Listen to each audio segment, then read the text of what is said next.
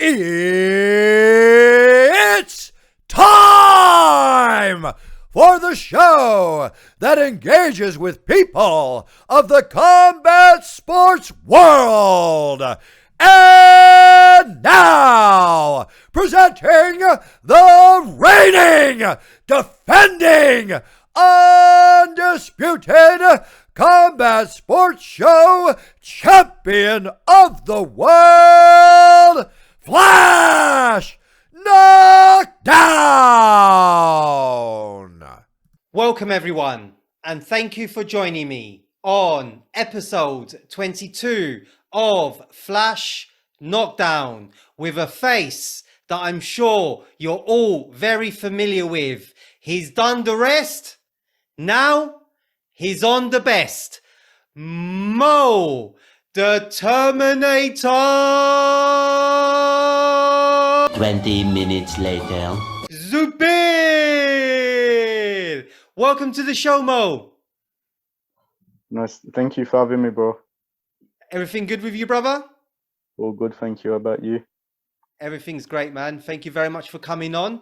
And for the benefit of the viewers, Mo's last appearance was exactly 6 months ago at Golden Ticket for their bantamweight strap. What have you been up to since, Mo? Was it 6 months today? Yeah. 6 months to the day, brother. Well, that's a long time, man. Normally I'm more active than that.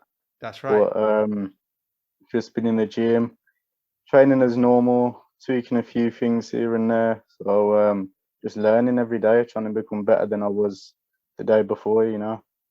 Good man, Mo. I like that. And Mo, before we go any further, brother, please could you give the viewers an overview of your MMA career, the gym you represent, and how people can find you online, please? So I've had 9 amateur fights of the current gladiator promotion, flyweight champion. I've fought for the Golden Ticket flyweight and bantamweight championships. And I've also fought on one of the biggest shows in Europe, Cage Warriors. I represent one of the best gyms in the UK, Team Renegade, training under my head coach, UFC middleweight, Tom Breeze and Leon Edwards. You can find me on Instagram at Zubair MMA. Amazing, Mo. I love it. Articulate as always. So, Mo, we move on to the next part of the show that I've called Flash Choices.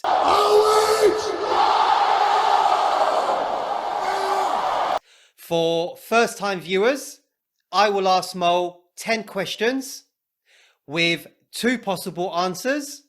And Mo, you simply choose the one that best suits in a flash. Got it? Yeah. Yeah? Okay, first one, Mo. UFC or UTC? UTC. That's where it all started for you, right? Yeah, that's where it all started. Lovely, lovely. Second one, Mo. The rematch with Andy Yates or the rematch with Noah Mannion? Well, the rematch with Noah Mannion, because since I fought Andy, we've actually trained together a lot and we're good friends. So it'd have to be the rematch with Noah. No hard feelings there. Sure. Yeah, you faced Noah at Golden Ticket 15, and as we alluded to before, exactly 6 months ago. Yeah, Third one, Mo. Sorry, pardon? Long time. 6 months. It's gone quick. It's gone quick. Like you said, normally by this time you would have made at least one more appearance. Yeah. But we'll get on to that later. Next one, Mo. The 20th of April 2019 or the 3rd of August 2019? The 3rd of August. And what's the significance of that, Mo? I become the gladiator promotion flyweight champion. You did indeed. Well remembered. Well remembered. Fourth one then, Mo. Rocky Balboa or Leon Rocky Edwards? Leon all day, man. Of course, man. Because he'll be watching. I've been watching him every single day since last Tuesday. I hope so. Good. I hope so too. I hope so too. Could you see even back then that Leon was destined for greatness? And if so, what was the one trait that set him apart from the rest? So when I knew him in UTC, I was only a young kid back then, and I just do normal classes. But then people started to see that I was serious and I wanted to pursue this as a career. That's when I started getting close with all the fighters. At the time when I joined UTC, I knew there was a UFC fighter in the gym, but I didn't know who he was. And occasionally I'd see him, and he'd teach a pad class at 6 p.m.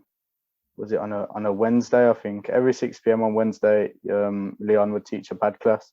Start going to the class, and he'd just start knowing me. And then when I started training full time, I'd see him in the mornings. He'd always hold the morning pro sessions.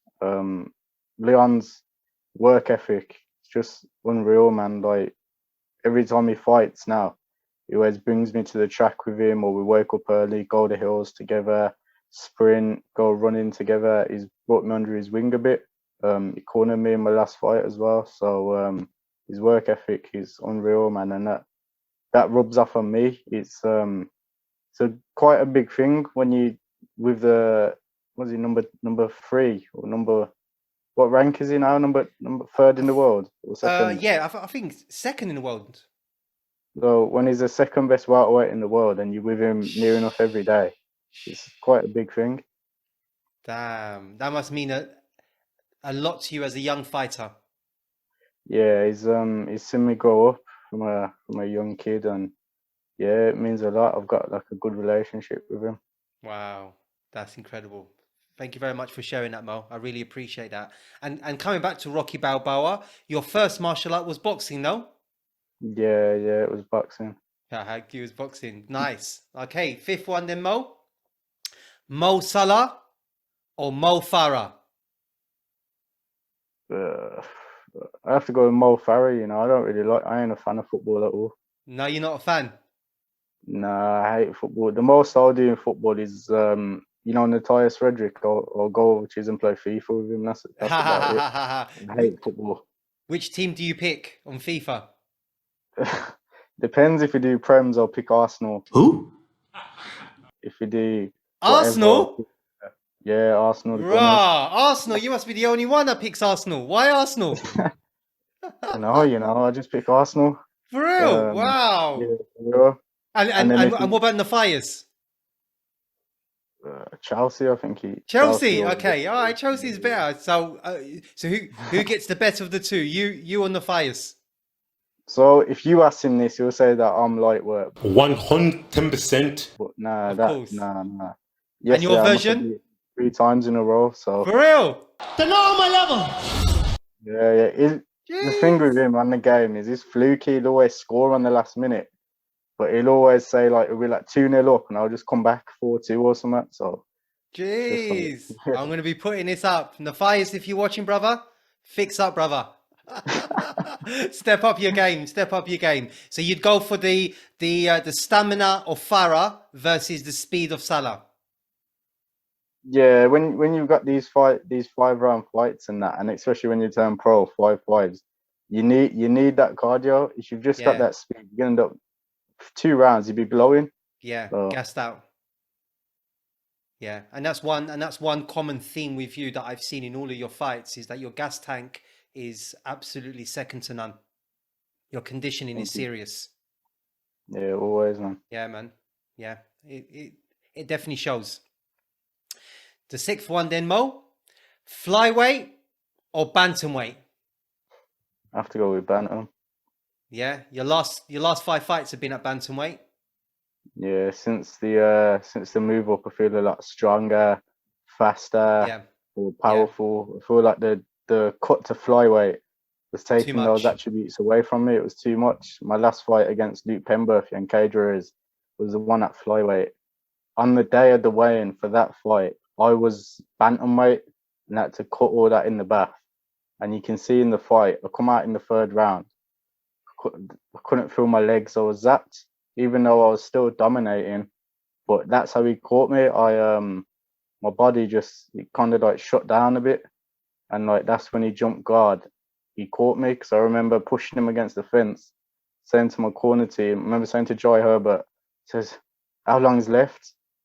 And he's gone, "Oh, a minute," and he's jumped guard, and I thought, "Fuck, this is a minute. This has been a long round," and he's jumped guard and he's heard me, and then when I tapped, I heard the 10-second clacker. I was wounded. Damn. Wow. That's incredible. So you'd never go back down to, or even consider going back down to flyweight?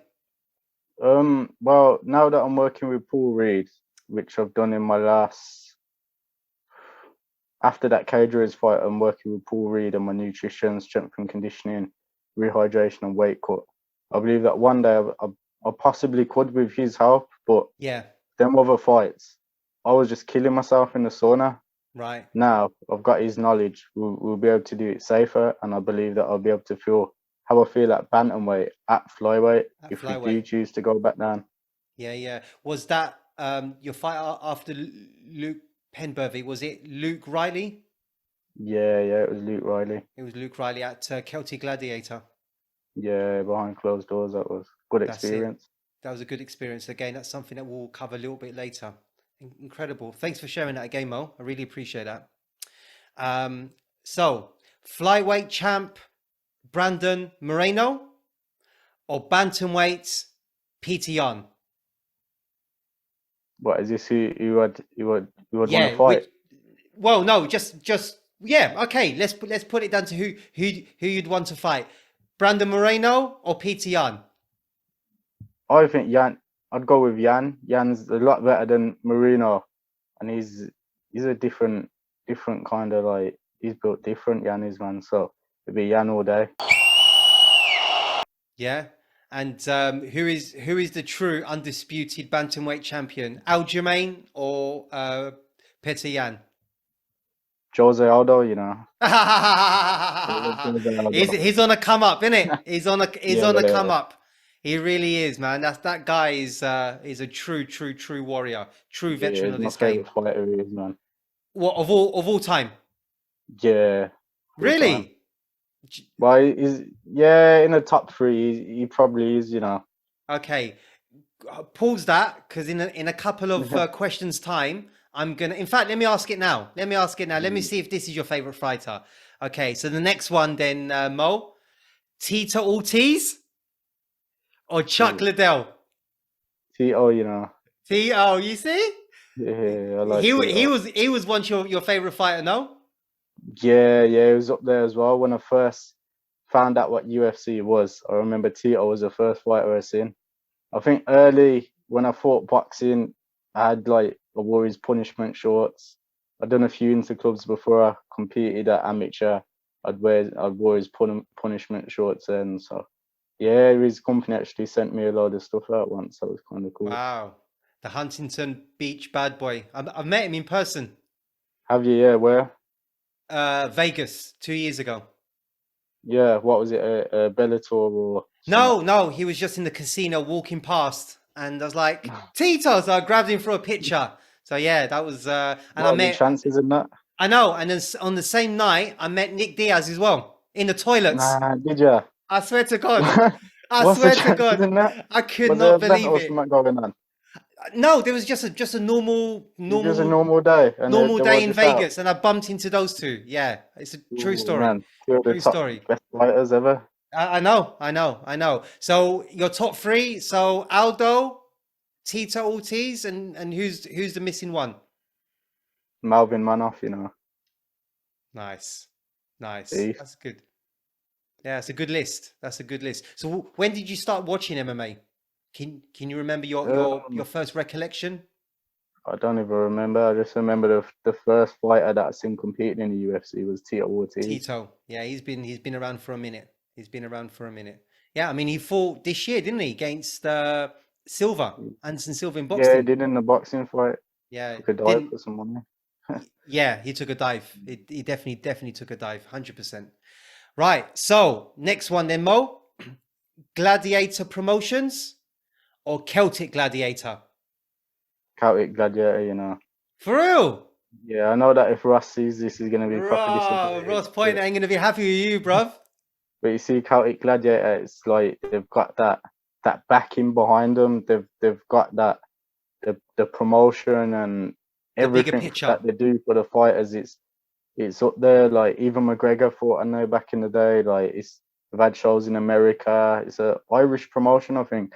They've been to America, so anytime they come to the UK, I weren't on their last card. I was gonna be on their last card. They asked me to, but we couldn't find an opponent or something, or I can't remember what the reason was, but I was gonna be on that card and it just didn't happen. Yeah, because you've been on Celtic Gladiator, I think twice, and Yeah, and Gladiator Promotion 3 times. yeah. I know my shit, innit? Yeah, you do, you know. I know my shit, bruv. I know my shit. Cool, nice one. And then the final one, then Mo. You like this question? Clinch knee to the body or hammer fists? Ooh, Wow, I'm a hello. good day, you know. Hammer fist, yeah. That was I love that ground and pound. FCC, David Adams. Yeah. Match point. Jeez. That was violence. That was pure violence, man. Pure violence. Cool. So that brings us to the end of your flash choices, Mo. Did you enjoy that? Yeah, that was good. Something different. Never done that before. Good. I'm pleased that you liked it. Thanks for being a very good sport. So, Mo, let's now flash back to your MMA debut and a week before UFC Fight Night in London, headlined by Verdum and Volkov. Opening the main show was the guy that we just spoke about, current UFC welterweight contender Leon Rocky Edwards, who struck at a last seconds TKO victory over Peter Sabota. At the time, you were both based at UTC. What was the reason why many of you eventually moved to Renegades? So, what it was, some of the fighters were going over to Renegade anyway to train with Tom because he's got really high level jiu-jitsu as well as high level boxing. So some of the lads, because we had a good relationship with Tom at the time, some of the lads were going over there and training with him. For me, I didn't go because I was young. I can't remember how old I was. I didn't drive, so it was on the other side of Birmingham to me. UTC at the time was only around the corner from my house. So yeah, the fighters were going there at the time, and then UTC announced that their gym was relocating, and it was relocating to another side of Birmingham, which was also far. So most of the fighters were like, "We're training at Renegade anyway. We might as well go up to Renegade." Wow. UTC is no longer now? Nah, no longer now. No longer now. That's a shame. That's a It's shame. all about Renegade now. It's all about Renegade now. It's all about Renegade now. That's it. Renegades.